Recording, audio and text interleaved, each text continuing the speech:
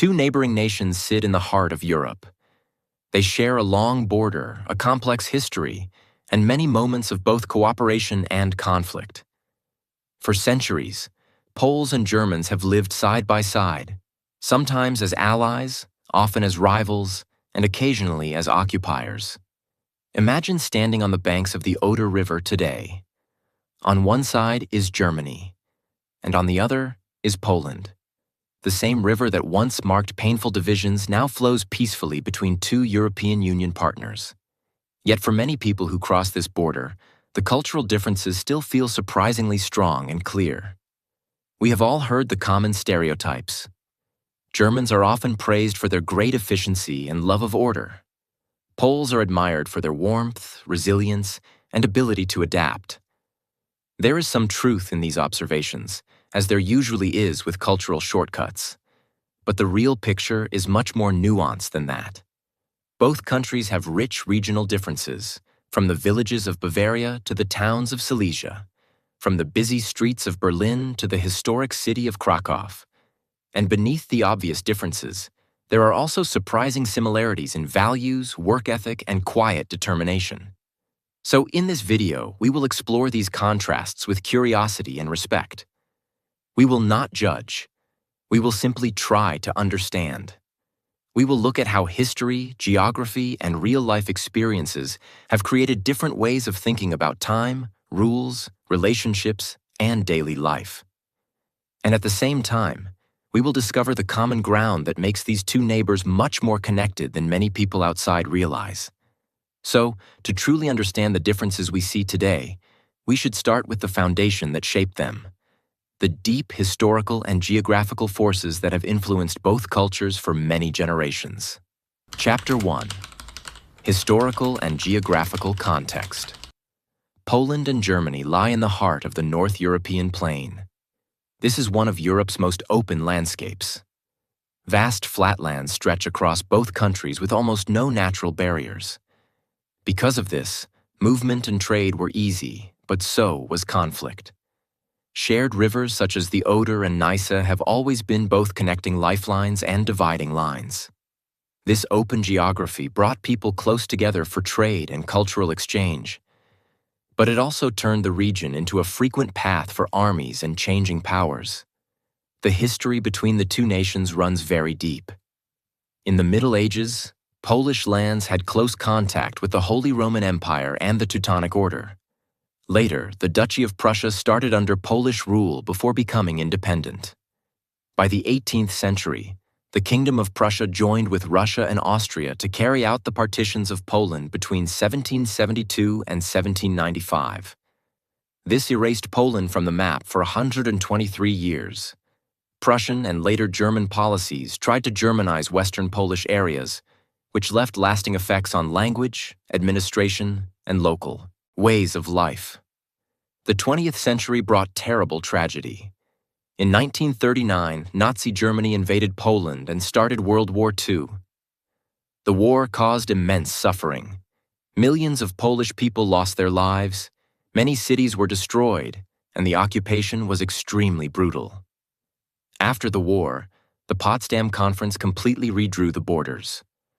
Poland lost large eastern territories to the Soviet Union, but received former German lands in the west and north up to the Oder-Neisse line. This led to one of the largest population transfers in modern European history. Millions of people were displaced, and the demographic map was changed forever. However, West Germany did not formally recognize this border until the 1970 treaties under Willy Brandt's Ostpolitik, with final acceptance coming in 1990 during German reunification. These painful events helped shape very different national mindsets. For Germans, repeated periods of division, from the breakup of the Holy Roman Empire through the instability of the Weimar Republic, the disaster of the Nazi era, and the split into East and West Germany after 1945, strengthened a deep focus on stability, strong institutions, rule of law, and orderly systems. The hard work of rebuilding after the war and reunification in 1990 further strengthened the value of predictability and trust in institutions as protection against past chaos. While Poles, on the other hand, lived through centuries of partitions, foreign occupations, uprisings, and constant reinvention. This long experience of losing and regaining sovereignty built remarkable resilience, adaptability, and a strong national identity. This identity is often romantic and deeply rooted in survival, cultural preservation, and community solidarity. The Polish ability to improvise and stay flexible developed as a practical way to deal with uncertain and difficult times. However, we must remember that there is great regional diversity in both countries. Not all Germans are the same.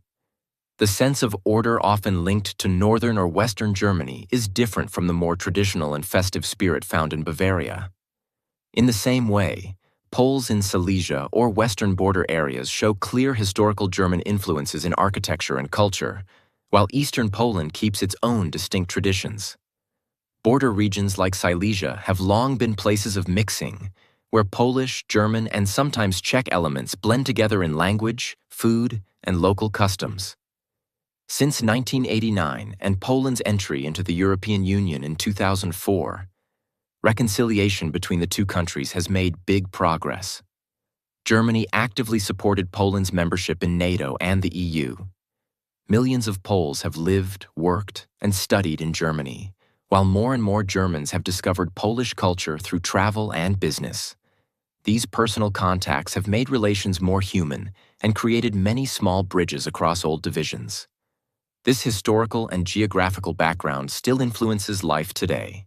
It helps explain why one culture often prefers predictability and strong institutions, while the other values adaptability and personal connections built through difficult times. This same background continues to shape how people in both countries approach daily life, rules, and relationships today. Chapter 2: Personality, Social Norms, and Communication. Building on the historical and geographical background we just covered, these deeper roots show themselves most clearly in how Poles and Germans interact with each other, in the way they talk, set social boundaries, and show respect or closeness. Germans often value straightforward and honest communication. They see clarity as a sign of respect, saying exactly what you mean without extra words. This direct style can sometimes feel blunt to others, but it usually comes from a strong preference for efficiency and honesty. While on the other hand, Poles are also able to speak clearly and assertively, but they often prefer a warmer and more diplomatic approach, especially in sensitive situations. They may soften their words or read between the lines to keep harmony and show care for the other person's feelings. Formality plays an important role too. In first meetings or at work, Germans usually keep more distance by using the formal Sie form, along with titles and last names. This creates a clear and comfortable space until real trust is built. While Poles also start with polite forms, using pan or pani, similar to sir or madam, but they often switch to the informal tie more quickly once a good connection is made. This shift usually brings a clear increase in warmth. On the surface, both cultures can seem reserved to outsiders. Germans often keep early conversations neutral and smile mainly at people they already know. While Poles may appear more serious or smile less in public at first, this is sometimes because they value real feelings over fake cheerfulness. However, once trust is built, Poles often become more expressive and hospitable. Small talk is usually short in both cultures, but for slightly different reasons. Germans may see it as unnecessary, while many Poles see it as pointless unless there is a real connection. Emotional expression also shows a clear difference. German culture often prefers restraint and consistency. A well-known German saying, "Ordnung muss sein," order must prevail, captures this idea well. Rules and structure give life a reliable framework, and emotions are usually kept under control. While Polish culture, shaped by centuries of difficult times, often shows more spontaneity, flexibility, and emotional warmth, there is frequently a more flexible, elastic approach to rules when they feel impractical, along with more passionate and lively language in conversations. These differences appear clearly when solving conflicts. Germans usually prefer structured discussions based on rules to reach a fair compromise. But Poles may express emotions more openly and passionately before finding a solution. This style can feel intense to some, but it often shows deep care for the relationship. Hospitality is another good example. Poles often show generosity by offering plenty of food, opening their homes, and hosting with real warmth. Inviting someone into the home is usually a strong sign of acceptance. But Germans, on the other hand, tend to keep clearer boundaries between public and private life. However, once deep friendships are formed, they are very loyal and long-lasting. And of course, these differences can sometimes cause misunderstandings. A German's direct comment might feel cold to a Pole, while a Pole's more flexible or emotional reply might seem unreliable to a German. Yet many people also feel quiet admiration for German reliability and fairness, or for Polish resilience and willingness to help others, even strangers, when needed. However, what many outsiders miss is how these two approaches often work well together. One culture brings stability through structure, while the other brings flexibility and human warmth.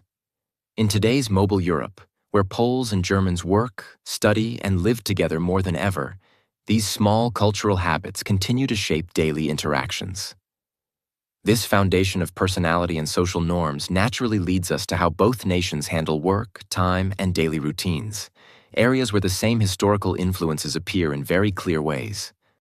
Chapter 3: Work ethic, punctuality, and daily life. From the differences in personality and social norms we just discussed, we now move to one of the most visible areas where these cultural differences appear: the world of work, time, and daily routines. Here, the historical influences we talked about earlier, the German focus on stability and the Polish focus on adaptability, show up in very clear and practical ways. German culture is well known around the world for its strong punctuality and precision. Trains usually run on time, schedules are taken seriously, and planning is done with great care. This attention to detail goes far beyond transport. In daily work life, quality, efficiency, and careful work are highly valued. The famous German saying, "Ordnung muss sein," order must prevail, shows itself in a preference for clear structure, good processes, and consistent results. Many Germans feel quiet pride in doing work that is thorough and reliable. On the other hand, Poles also value punctuality, but their approach often includes more flexibility. Coming from centuries of unpredictable history, many Poles show strong improvisation and resilience when things change suddenly. Meetings usually start close to the agreed time, but there is often more willingness to adjust plans, work longer hours, or find creative solutions on the spot. This adaptability is combined with a very strong work ethic. Poles are widely respected for their dedication, endurance, and ability to get results even in difficult conditions. Attitudes toward rules and work-life balance show the contrast clearly. Germans usually benefit from strong labor laws that protect clear boundaries. They enjoy generous vacation time, required breaks, resistance to unpaid overtime, and a clear separation between work hours and personal time. This system helps create a more predictable daily rhythm and supports a high quality of life. But Poles, while gaining more protection under EU rules, often show greater practical flexibility. Rules are respected, but there is a common feeling that rules matter, unless they do not make sense in the current situation. Many Poles are willing to work extra hours when needed. This reflects both dedication and the resourcefulness developed over history. Formality at work also differs in small but important ways. Germans usually keep the formal sigh and use of titles for a longer time. This helps maintain clear distance and supports fairness. While Poles may start formally too, but they often become warmer and more personal with colleagues quite quickly once basic respect is shown. In recent decades, innovation and the use of new technology have shown interesting differences between generations. Younger Poles, shaped by the fast changes after 1989, are often seen as quicker to adopt new digital tools, start businesses, and use creative improvisation. While in contrast, some German workplaces, especially in big institutions or among older generations, tend to prefer established processes and move forward in a more careful, step-by-step way. However, despite these differences, both cultures share important similarities. Both highly value education, careful effort, and personal achievement. Hard work is respected in both countries, and there is a common appreciation for competence and good results. Whether it is engineering excellence in Germany or resilient problem-solving in Poland, both nations show a deep commitment to progress and quality. These different but complementary ways of working create different daily rhythms. One culture is excellent at building reliable systems and protecting personal time. The other brings strong adaptability and full dedication when challenges appear. In today's connected Europe, where Poles and Germans work together in companies, research projects, and cross-border activities more than ever, these qualities often balance each other. Structure brings stability, while flexibility brings innovation. This same mix of structure and adaptability also extends beyond work into family life, values, and social relationships, areas where cultural priorities shape people's most personal worlds. Chapter 4. Family, Values, and Social Life. Having looked at how Poles and Germans approach work and daily routines, we now turn to a more personal area: family bonds, core values, and the social connections that give meaning to everyday life. Here, the differences between structure and adaptability, restraint and expressiveness appear in very close and personal ways. Family is very important in both cultures, but it is expressed differently. In Poland, ties with the extended family often remain strong throughout life. Multi-generational households or frequent family gatherings are common. Grandparents usually play a central and respected role in childcare and emotional support. Family celebrations often bring together aunts, uncles, cousins, and siblings in lively and abundant settings. While in contrast, German family life usually focuses more on the nuclear family, parents, and children. Young adults commonly move out of the home between the ages of 18 and 20. They are encouraged to become independent early. Visits are valued, but they are often more planned and structured. This reflects a cultural preference for clear boundaries even in close relationships. Parenting styles reflect these priorities. German parenting often focuses on building self-reliance, personal responsibility, and the freedom to explore. Children are allowed to make mistakes as part of growing up. While Polish parenting, shaped by stronger community and historical influences, tends to be more protective and family-oriented. Motherhood and extended family support play a very central role, with greater emphasis on collective well-being and emotional closeness. Traditions and celebrations show these differences clearly. Poles traditionally celebrate imieniny, name days, often with as much or even more enthusiasm than birthdays. These occasions bring warm wishes from family and friends and help strengthen social bonds in a personal way. Religious influence is stronger in Poland, where Catholicism continues to shape many family rituals, especially around Christmas and Easter. There are elaborate preparations, midnight masses, and symbolic customs that add both solemnity and joy. But in Germany, celebrations show more regional and secular variety. While Christmas markets and Easter traditions have some overlap in spirit, they often feel more measured and sometimes more commercial, with public holidays reflecting a more diverse society. Also, when it comes to deeper values, both nations respect hard work and personal success. However, the emphasis is different. Polish identity often includes stronger layers of patriotism, romanticism, and collective historical memory. This comes from a long legacy of survival through partitions and occupations, which creates pride and cultural resilience. While German culture, especially since the post-war period, has placed strong importance on civic responsibility, environmental awareness, and a careful reflection on historical accountability, issues like sustainability, rule of law, and social solidarity are often discussed seriously and with a focus on institutions. However, modern changes are clearly reshaping both societies. Urbanization, generational shifts, and greater mobility within the European Union have softened some traditional lines. Younger Poles and Germans now share many similar dreams: career flexibility, travel, and better work-life balance, while dealing with changing gender roles. In the past, Both cultures lean toward traditional breadwinner models, but these are changing. Germany has introduced more progressive public policies on gender equality and parental leave, while Poland still has relatively stronger Catholic influence on family and social matters, even as younger generations push for change. But despite the differences, these family patterns show a shared human desire for belonging and stability. One culture builds deep and lasting extended family networks. The other encourages early independence within clear frameworks. Both approaches have their strengths, the warmth and support of Polish family life, and the independence and structured security valued in German homes. These values and social rhythms naturally appear in the ways Poles and Germans eat, celebrate, and enjoy their free time. Areas where cultural identity becomes easy to see and enjoy. Chapter 5. Food, Traditions, and Leisure. Now, after exploring family life and values, it feels natural to turn to one of the most enjoyable parts of culture: food, traditions, and the ways people relax and celebrate. In this area, the differences between Polish and German life become easy to see and often very enjoyable, while also showing surprising harmony. Both cuisines are shaped by the same geography of Central Europe's flatlands and mild climate. Hearty basics like sausages, cabbage, potatoes, and rich meats are common to both.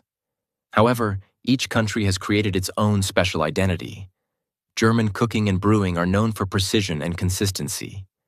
Think of the huge variety of breads, the careful art of beer making under the famous Reinheitsgebot purity law, and well-balanced regional dishes such as Bavarian Weisswurst or Black Forest cake. Quality and high standards are very important.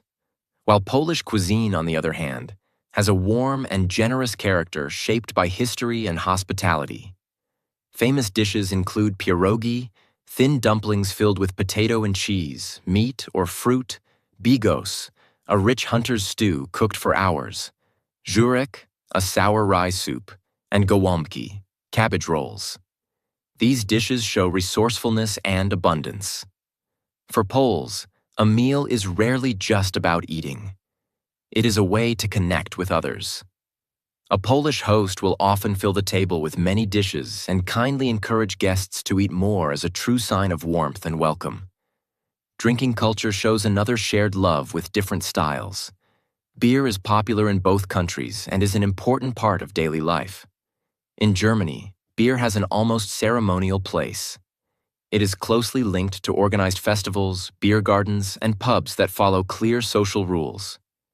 The atmosphere is friendly but orderly. While in Poland, beer is just as loved, but it is more often enjoyed during home visits and spontaneous gatherings. Friends sharing a cold beer at the kitchen table or during an unplanned meeting usually leads to longer and warmer conversations. Holidays and festivals also highlight both the differences and the overlaps. Both nations celebrate Christmas and Easter with enthusiasm, but the style is not the same. Poland's stronger Catholic traditions bring more detailed religious rituals, midnight masses, processions, blessed Easter baskets with special foods, and long family feasts. While Germany shows more regional and secular variety, lively Christmas markets with mulled wine and gingerbread, big Oktoberfest-style festivals full of organized fun, and a strong love for outdoor leisure such as hiking in the mountains or forests. Poles, meanwhile, often enjoy their free time through cozy home celebrations and spontaneous social gatherings that can last late into the night. What makes this part of culture especially nice is how food and leisure often act as natural bridges between the two nations. The shared ingredients and love for hearty meals create easy common ground. At the same time, the different ways of cooking and celebrating invite curiosity and appreciation.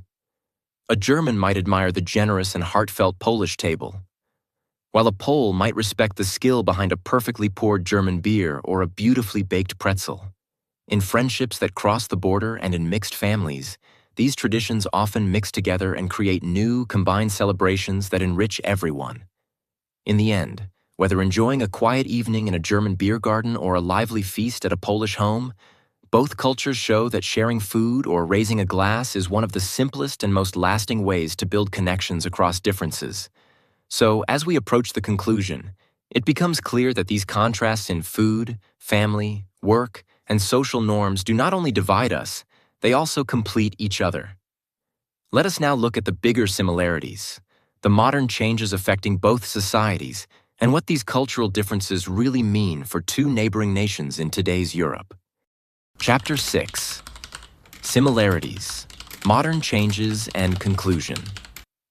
As we come to the end of our exploration, it is good to pause and recognize the strong common ground that connects these two neighboring European nations. Both Poland and Germany have deep Christian roots. They both greatly respect education, careful work, and resilience that comes from difficult histories. They have given the world important contributions in culture, science, and music, from Frédéric Chopin's beautiful and passionate music to Johann Wolfgang von Goethe's great literary works. In both societies, the drive to achieve goals and a strong sense of national identity are still very important.